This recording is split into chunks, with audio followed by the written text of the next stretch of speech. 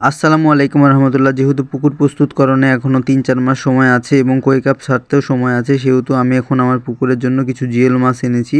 এগুলো সাইজে একটু বড় সাইজ, প্রায় ৪ ইঞ্চির মতো। একটু বড় সাইজ ছাড়লে লাভটা কী হয় যে এগুলো ৩-৪ মাসের মধ্যে বাজারজাত করার মতো হয়ে যায়।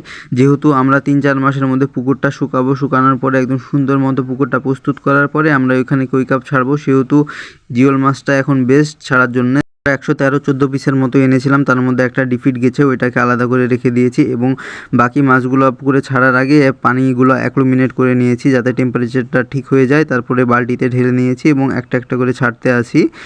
আশা করছি ৩-৪ মাসের মধ্যে এগুলো ১২০-২৫ গ্রামের মতো হয়ে যাবে। তো আমরা এগুলো গনে গনে ছাড়ছি, যেহেতু আমরা যখন পুকুর শুকাবো, শুকানোর পরে যখন মাছটা মারবো তো কতটুকু পরিমাণে আমরা মাছগুলো পাচ্ছি তার উপরে ডিপেন্ড করছে যে আমরা নেক্সট টাইম পুকুরে তলানিতে যে জিওল মাছ ছাড়বো না দেশি মাগুর ছাড়বো না অন্য কোনো জাতের ছাড়তে পারি। যদি আমরা জিওল মাছগুলো পাই সঠিক মতো তো ইনশাআল্লাহ নেক্সট টাইম আমরা যখন কই কাপ ছাড়বো সাথে জিওল মাছ ছাড়বো ১৫০০ পিসের মতো। তো আপনারা আমাদের সাথে থাকেন। আসসালামু আলাইকুম।